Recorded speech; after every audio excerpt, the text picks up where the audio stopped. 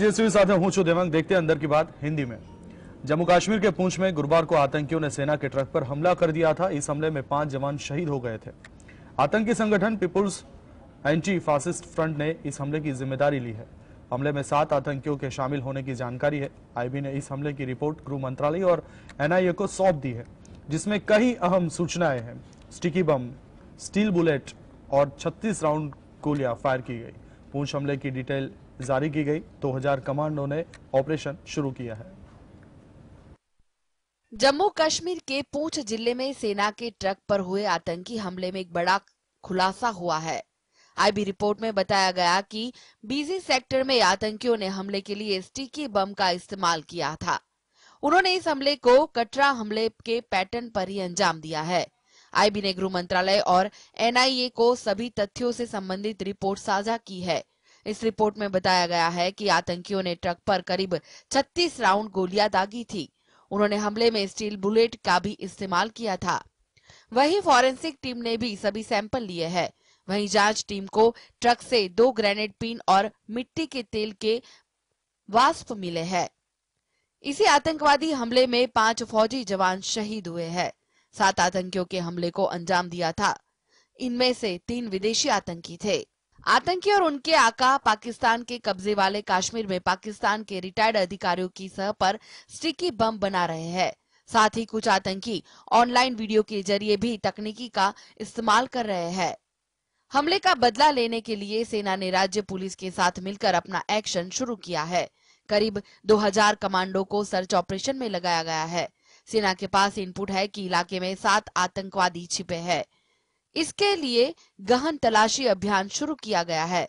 इस search operation को drone और हेलीकॉप्टर के जरिए अंजाम दिया जा रहा है। सेना ने शूट एट साइट का ऑर्डर भी दे दिया है। Bureau report, GSTV। कंजक्टिवाइटिस को कोविड के नए वेरिएंट आर्कटूरस के एक प्रमुख लक्षण के रूप में देखा जा रहा है। 12 साल से कम उम्र के बच्चों में लाल आंखें, खुजली और सूजन देखी जा रही है। इसे ओमिक्रॉन से 1.5 गुना ज्यादा संक्रामक बताया जा रहा है। कोरोना वायरस के नए वेरिएंट आर्कटूरस से पहली मौत दर्ज की गई है। दुनिया भर में इस वेरिएंट के मामले तेजी से बढ़ रहे हैं। थाईलैंड में एक बुजुर्ग मरीज ने कोरोना संक्रमित होने के बाद दम तोड़ दिया। स्वास्थ्य मंत्रालय की जानकारी में सामने आया कि अभी तक 27 मामले सामने आ चुके हैं और जान गंवाने वाला विदेशी बुजुर्ग अन्य स्वास्थ्य संबंधित समस्याओं से जूझ रहा था। कोरोना का यह नया स्वरूप भारत, ब्रिटेन समेत अब तक 22 देशों में फैल चुका है। रिपोर्ट के मुताबिक आर्कटूरस देश में 7% कोरोना वायरस मामलों का कारण बन रहा है। मतलब यह ओमिक्रॉन के बाद दूसरे नंबर पर है। इंडोनेशिया में आर्कटूरस सब वेरिएंट के 5 नए मामले दर्ज किए गए। एक रिपोर्ट के अनुसार नया वेरिएंट कथित तौर पर ओमिक्रॉन की तुलना में 1.2 गुना अधिक संक्रामक है। भारत में भी कोरोना के मामले तेजी से बढ़ रहे हैं। कई जगहों पर मास्क को अनिवार्य कर दिया गया है। इसके कारण होने वाली बीमारी हल्के रूप में आगे बढ़ती है। अमेरिका भी आर्कटूरस के खतरे का सामना कर रहा है। Bureau report. जो जीता वही सिकंदर। सबने यह मुहावरा खूब सुना होगा और कई बार तो इस्तेमाल भी किया होगा, मगर उज्जैन के विक्रम विश्वविद्यालय में इस मुहावरे को बदल दिया गया है। अब से कहा जाएगा, जो जीता वही सम्राट विक्रमादित्य। क्या है मामला, देखते हैं रिपोर्ट अंदर की बात में। मध्य प्रदेश के उज्जैन में विक्रम विश्वविद्यालय के कुलपति ने जो जीता वही सिकंदर मुहावरे को बदलने की बात कही है। उनका कहना है कि हमारे देश में असली आदर्श महाराज विक्रमादित्य है। सिकंदर को किसी भी स्थिति में युवाओं के लिए आदर्श के रूप में स्थापित करना गलत है। दरअसल बुधवार को विश्वविद्यालय में हुई कार्य परिषद की बैठक में कुलपति ने कहा कि हमें अपने विरासत पर गर्व करना चाहिए। हमें अपने महापुरुषों को आदर्श के रूप में स्थापित करना चाहिए। सिकंदर हमारे आदर्श नहीं हो सकते। हम एक अभियान के तहत जो जीता वही सम्राट विक्रमादित्य मुहावरा प्रचलन में लाएंगे। अब कुलपति के आदेश अनुसार प्रोफेसर छात्रों को ये नया मुहावरा पढ़ाएंगे। कुलपति का मानना है कि इससे गुलामी की मानसिकता से आजादी मिलेगी और युवाओं को प्रेरणा मिलेगी।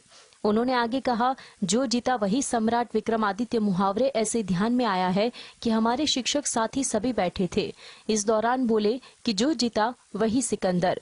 इसके बाद मन में आया कि क्या सिकंदर हमारे युवाओं के लिए आइकॉन हो सकता है। वही हमारे देश पर आक्रमण किया, उसको हम अपने युवाओं में क्यों प्रचलित करें। इसके बाद हम सब ने संकल्प किया कि आज से सभी लोग जो जीता वही सम्राट विक्रमादित्य बात करेंगे। Bureau report, GS। नेता अजीत पवार को लेकर महाराष्ट्र की सियासत गरमाई हुई है। इस बीच उन्होंने अपनी राजनीतिक महत्वाकांक्षा भी जाहिर कर दी है। अजीत ने कहा कि वह 100% सीएम बनना चाहते हैं, लेकिन उन्होंने बीजेपी में शामिल होने की अटकलों को सिरे से खारिज कर दिया है। महाराष्ट्र के राजनीतिक गलियारों में राष्ट्रवादी कांग्रेस पार्टी नेता अजीत पवार के बीजेपी में शामिल होने की अटकलों का बाजार गर्म है। इस बीच अजीत ने अपनी राजनीतिक महत्वाकांक्षा भी जाहिर कर दी है। उन्होंने कहा है कि मैं 100% सीएम बनना चाहता हूं। इसके लिए 2024 का इंतजार क्यों करना। अजीत का ये बयान ऐसे समय पर आया है जब कहा जा रहा है कि एनसीपी में फूट पड़ सकती है। इसके साथ ही अजीत ने महाविकास अघाड़ी गठबंधन को लेकर कहा कि हम पहले धर्मनिरपेक्षता और प्रगतिशील होने के बारे में बात करते थे, लेकिन 2019 में कांग्रेस और एनसीपी ने सरकार बनाने के लिए शिवसेना के साथ गठबंधन किया और हम धर्मनिरपेक्षता की लाइन से अलग हो गए। इसकी बड़ी वजह यह थी कि शिवसेना एक हिंदुत्व पार्टी रही है। हालांकि अजीत पवार ने बीजेपी में शामिल होने की अटकलों को सिरे से खारिज कर दिया है। अजीत का ये जवाब उस सवाल पर आया जिसमें उन्हें पूछा गया था कि क्या वह 2024 में होने वाली महाराष्ट्र विधानसभा चुनाव में सीएम पद की रेस में है। जम्मू कश्मीर के पूर्व राज्यपाल सत्यपाल मलिक को सीबीआई ने तलब किया है।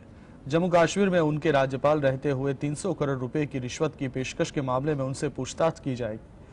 अब इन सब के बीच राजनीति भी तेज हो गई है। अब केंद्रीय गृह मंत्री अमित शाह ने इन आरोपों पर क्या किया पलटवार, देखते इस रिपोर्ट में। जम्मू कश्मीर के पूर्व राज्यपाल सत्यपाल मलिक को सीबीआई ने तलब किया है। जम्मू कश्मीर में उनके राज्यपाल रहते हुए 300 करोड़ रुपए की रिश्वत की पेशकश के मामले में उनसे पूछताछ की जाएगी। अब इन सब के बीच राजनीति भी तेज हो गई है।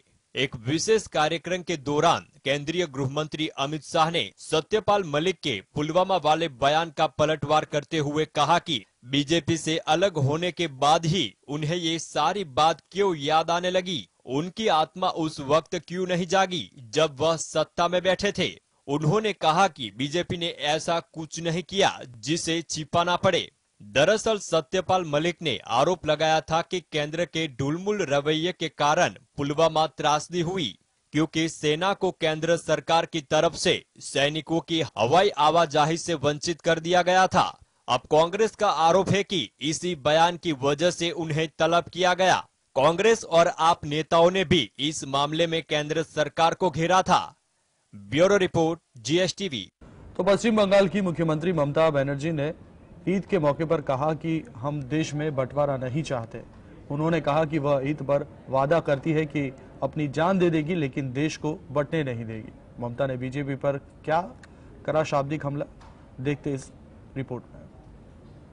पश्चिम बंगाल की मुख्यमंत्री ममता बनर्जी कोलकाता के रेड रोड पर ईद की नमाज के बाद एक सभा को संबोधित कर रही थी। मुख्यमंत्री ममता बनर्जी ने ईद के मौके पर कहा कि हम देश में बंटवारा नहीं चाहते हैं। उन्होंने कहा कि वह ईद पर वादा करती है कि अपनी जान दे देगी, लेकिन देश को बंटने नहीं देगी। इस दौरान उन्होंने लोगों से एकजुट होने और 2024 के लोकसभा चुनाव में बीजेपी को हराने की अपील की। सीएम ममता बनर्जी ने बीजेपी को दंगाई पार्टी बताते हुए कहा, मैं आपसे बस इतना ही कहना चाहती हूँ कि शांत रहे, किसी की न सुने। एक दंगाई पार्टी से मुझे लड़ना है, एजेंसियों से भी लड़ना है। मैं अपनी हिम्मत के सहारे उनसे लड़ रही हूँ, मैं उनके सामने नहीं झुकूंगी। ममता बनर्जी ने कहा, हम बंगाल में शांति चाहते हैं, हम दंगे नहीं चाहते, हम देश में बंटवारा नहीं चाहते, हम शांति चाहते हैं। कुछ लोग देश को बांटने की कोशिश कर रहे हैं और नफरत की राजनीति कर रहे हैं। मैं अपनी जान देने को तैयार हूँ, लेकिन देश का बंटवारा नहीं होने दूंगी। Bureau report, GSTV। Welcome back. आगे बात करें तो 2011 के बाद पहली बार आधिकारिक तौर पर भारत में पाकिस्तान के किसी विदेश मंत्री का दौरा हो रहा है। बिलावल भुट्टो भारत के विदेश मंत्री एस जयशंकर से भी बातचीत करेंगे। अमेरिका, यूरोप और चीन को खरी खोटी सुनाने वाले एस जयशंकर का सामना कैसे करेंगे बिलावल भुट्टो, देखते हैं इस रिपोर्ट में। पाकिस्तान के विदेश मंत्री Bilawal Bhutto Zardari Shanghai cooperation organisation की मीटिंग में भाग लेने के लिए 4 मई को भारत आएंगे। बिलावल अपने परिवार के चौथे सदस्य है जो सरकारी पद पर रहते हुए भारत दौरे पर आ रहे हैं। शंघाई सहयोग संगठन यानी एससीओ एक पॉलिटिकल, इकोनॉमिकल और सिक्योरिटी संस्था है जिसका गठन 2001 में चीन और रूस ने किया था। 2017 में भारत इस संस्था का स्थायी सदस्य बन गया। वर्तमान में एससीओ में 8 स्थायी सदस्य है जिनके नाम है रूस, चीन, Kazakhstan, Tajikistan, Kyrgyzstan, Uzbekistan, Pakistan और भारत। विदेश मंत्री एस जयशंकर से बातचीत के दौरान 3 ऐसे मुद्दे हैं जिस पर बिलावल बैकफुट पर रहेंगे। आइए इन्हें विस्तार से जानते हैं। विदेश मंत्री बनने के बाद ही बिलावल भुट्टो कश्मीर का राग आलाप रहे हैं। बिलावल ने कश्मीर के मुद्दे को संयुक्त राष्ट्र संघ में भी उठाया था जिस पर भारत ने तीखी प्रतिक्रिया दी थी। भारत का आरोप है कि पाकिस्तान सीमा पर लगातार ड्रोन के जरिए हथियारों की तस्करी कर रहा है। पाकिस्तान में सरकार से ज्यादा मजबूत वहां की सेना है। कमर जावेद बाजवा के बाद आसिम मुनीर वहां के सेना अध्यक्ष बने हैं। मुनीर ने भारत के साथ सैन्य नीति का अब तक खुलासा नहीं किया है। बिलावल गोवा में एससीओ मीटिंग के बाद भारत के विदेश मंत्री एस जयशंकर के साथ द्विपक्षीय वार्तालाप भी कर सकते हैं। हालांकि इसकी आधिकारिक पुष्टि नहीं हुई है। Bureau report, GSTV। पाकिस्तान के पंजाब प्रांत में होने वाले विधानसभा चुनाव को शहबाज सरकार अक्टूबर तक टालना चाहती है। पाकिस्तान के चुनाव आयोग ECP ने मार्च में कहा था कि देश नकदी की कमी से जूझ रहा है। देश में सुरक्षा की स्थिति बिगड़ी हुई है। ऐसे में पंजाब प्रांत में विधानसभा चुनाव नहीं कराए जा सकते। इस बीच शहबाज सरकार ने सुप्रीम कोर्ट को एक रिपोर्ट सौंपी है जिसमें भारत से युद्ध का जिक्र है। शहबाज शरीफ को क्यों सता रहा है भारत से युद्ध का डर, देखते इस रिपोर्ट में। देश में जारी आर्थिक तंगहाली, राजनीतिक अस्थिरता और आतंकवादी घटनाओं में वृद्धि के बीच पाकिस्तान को भारत से युद्ध का डर सता रहा है। शहबाज शरीफ सरकार ने पाकिस्तान सुप्रीम कोर्ट को बताया है कि देश में होने वाले प्रांतीय चुनाव की देरी की एक वजह भारत से युद्ध का डर है। दरअसल अदालत पाकिस्तान के पंजाब प्रांत में होने वाली विधानसभा चुनाव में देरी की अपील पर सुनवाई कर रही है। पाकिस्तानी रक्षा मंत्रालय ने इस रिपोर्ट के माध्यम से पंजाब में होने वाली चुनाव की तारीख के आदेश को वापस लेने का अनुरोध किया है। मुख्य न्यायाधीश अमर अता बंदियाल की अध्यक्षता वाली सुप्रीम कोर्ट की 3 सदस्यीय पीठ ने 8 अप्रैल को चुनाव आयोग के उस फैसले को रद्द कर दिया था जिसमें चुनाव की तारीख 10 अप्रैल से बढ़ाकर 8 अक्टूबर की गई थी। सुप्रीम कोर्ट ने पंजाब विधानसभा के लिए 14 मई को मतदान की तारीख तय की है। रिपोर्ट में पाकिस्तान सरकार ने आशंका जताई है कि इससे पाकिस्तान उस ग्लोबल ग्रेट गेम का विक्टिम बना रहेगा जहां भारत एक अहम रोल में है। Bureau report, GS। अफ्रीका में एक देश है सूडान। अक्सर वह हिंसक संघर्ष के लिए चर्चा में रहता है। पिछले कई दिनों से देश के सुरक्षा बल आपस में लड़ रहे हैं। वहां के हालात ठीक नहीं है। सैकड़ों की संख्या में भारतीय फंसे हुए हैं। उन्हें बचाने के लिए जयशंकर नए मिशन पर निकल पड़े हैं। मोदी सरकार के जिस मंत्री को लोग मिसाइल मिनिस्टर कहते हैं वह एक बार फिर बड़े संकट को सुलझाने के लिए एक्टिव हो गए हैं। जी हां, पिछले 48 घंटों के घटनाक्रम पर नजर डालें तो विदेश मंत्री एस जयशंकर सूडान के बिगड़ते हालत पर ताबड़तोड़ चर्चाएं करने में जुटे हैं। उन्होंने संयुक्त राष्ट्र महासचिव एंटोनियो गुतेरेस से भी मुलाकात की है। जयशंकर ने UN से ऐसी कूटनीति पर काम करने के लिए कहा है जिससे वहां जल्द से जल्द संघर्ष विराम हो सके। सूडान की राजधानी खार्तूम समेत देश के कई इलाकों में हिंसा हो रही है। अब तक एक भारतीय समेत 300 से ज्यादा लोगों की मौत हो चुकी है। विदेश मंत्री ने खुद ट्वीट कर बताया कि जाहिर तौर पर चर्चा में सूडान पर फोकस किया गया। भारत संघर्ष विराम और सुरक्षित गलियारे बनाने के प्रयासों का मजबूती से समर्थन करता है। इस संबंध में संयुक्त राष्ट्र और अन्य साझेदारों के साथ मिलकर काम जारी रखेंगे। हाल ही में प्रधानमंत्री मोदी का आपात बैठक करना उस दिशा में अगला कदम है। Bureau report, GSTV। तो प्रयागराज में माफिया अतीक अहमद और उसके भाई अशरफ अहमद की गोली मारकर बीते शनिवार को हत्या कर दी गई थी। हत्याकांड के बाद ही तीनों आरोपियों को घटनास्थल से ही गिरफ्तार कर लिया गया था। अब अतीक अहमद के वकील विजय मिश्रा क्या करने वाले हैं बड़ा धमाका, देखते इस रिपोर्ट में। अतीक अहमद के वकील विजय मिश्रा ने 2-3 दिन में बड़ा धमाका करने का ऐलान किया है। मिश्रा का दावा है कि यूपी सरकार का एक अफसर अतीक के परिवार को खत्म करने में पीछे पड़ गया था और उसने खुद मर्डर करवाया था। उनको धमकी दिया था कि 15 दिन में तुमको बरेली जेल से निकाल तुम्हारी हत्या कर देंगे, तुम्हारा काम तमाम करवा देंगे। मैंने उनसे पूछा था उस अधिकारी का नाम, तो उन्होंने नहीं बताया और कहा कि आप मेरा अधिवक्ता हैं, मैं आपको नहीं बताऊंगा, नहीं तो आप परेशानी में पड़ सकते हैं। और उन्होंने मुझसे ये बताया था कि जब ऐसी कोई घटना मेरे साथ घटित होगी या मेरी हत्या होगी तो बंद लिफाफा सीजीआई सुप्रीम कोर्ट और सीजीआई हाई कोर्ट और माननीय मुख्यमंत्री जी के पास बंद लिफाफा पहुंच जाएगा। अतीक अहमद ने अपनी हत्या से पहले भारत के मुख्य न्यायाधीश DY चंद्रचूड़ और उत्तर प्रदेश के मुख्यमंत्री को एक पत्र लिखा। मिश्रा का दावा है कि यह पत्र किसी के पास सुरक्षित रह गया है और अभी तक भेजा नहीं गया है। पत्र में उत्तर प्रदेश सरकार के एक वरिष्ठ अधिकारी के नाम का उल्लेख है। यह अधिकारी लंबे समय से अतीक और उसके परिवार को मारने की साजिश रच रहा था। उसके इशारे पर अतीक की हत्या की साजिश रची जा रही थी। अतीक को पहले से ही साजिश का अंदेशा था, लेकिन उसने अधिकारी का नाम नहीं बताया। मिश्रा ने कहा कि वह अगले 2-3 दिनों में नाम की घोषणा करेंगे। मिश्रा ने दावा किया है कि यह झूठ है कि शाइस्ता परवीन आत्मसमर्पण करने की तैयारी कर रही है। Bureau report GST। Supreme court ने इस बात पर आंखें मूंद ली है कि उत्तर प्रदेश की योगी आदित्यनाथ सरकार कोर्ट के आदेश का पालन नहीं करती है और अवमानना याचिका दायर होने के बाद ही पालन करती है। क्या कहा सुप्रीम कोर्ट ने? क्या सही में योगी सरकार करती है अपनी ही मनमानी? देखते इस रिपोर्ट में। सुप्रीम कोर्ट ने इस बात पर आंखें मूंद ली है कि उत्तर प्रदेश की योगी आदित्यनाथ सरकार कोर्ट के आदेश का पालन नहीं करती है और अवमानना याचिका दायर होने के बाद ही पालन करती है। सुप्रीम कोर्ट ने उत्तर प्रदेश सरकार की अदालती आदेशों की अवहेलना करने की प्रवृत्ति पर कटाक्ष करते हुए कहा कि अब पानी सिर से ऊपर उठ गया है और अगर सरकार नहीं सुधरी तो अधिकारियों को सजा भुगतनी पड़ेगी। सुप्रीम कोर्ट ने दशकों से कैद कैदियों की समय से पहले रिहाई से जुड़े आदेशों का पालन करने का आदेश दिया। पालन न करने पर यूपी सरकार के खिलाफ अवमानना याचिका दायर की गई है।